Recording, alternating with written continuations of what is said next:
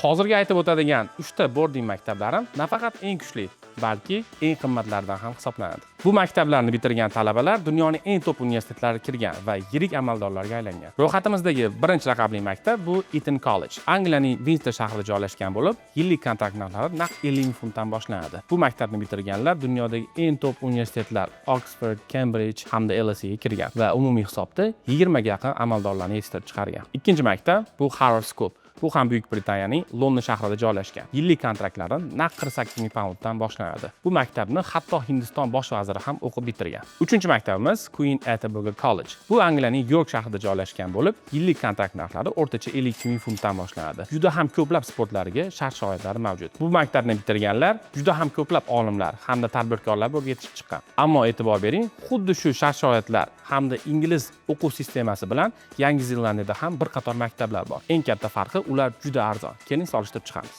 Birinchi maktab King's College Auckland. Bu Aucklandning markazida joylashgan bo'lib, yillik kontraktda o'rtacha 20 ming funtdan boshlanadi. E'tibor bering, bu summa ichiga butun yotoqxona narxi ham kiritilgan. Maktab bitiruvchilari uchun to'liq britan diplomi beriladi, ya'ni A-level. Maktabning butun o'quv tizimi Angliyaga moslashtirilgan. Har bitta bitiruvchiga A-level kabi diplomi beriladi. Ikkinchi maktabimiz Yangi Zelandiyaning Cambridge shahrida joylashgan Peter School Cambridge. Bu maktabning yillik o'rtacha kontrakt narxlari 19 ming funtdan boshlanadi. Bu maktabning yap-yangi kampusi hamda sportga bo'lgan imkoniyatlari boshqa maktablardan ajralib turadi. Bu maktab bitiruvchilari ko'pincha Avstraliya hamda Amerikaning top universitetlariga kirishadi. Xulosa, agar siz farzandingiz uchun top darajadagi britan ta'limini izlayotgan bo'lsangiz, nafaqat Buyuk Britaniya, balki Yangi Zelandiyada ham bir qator tanlovlar mavjud.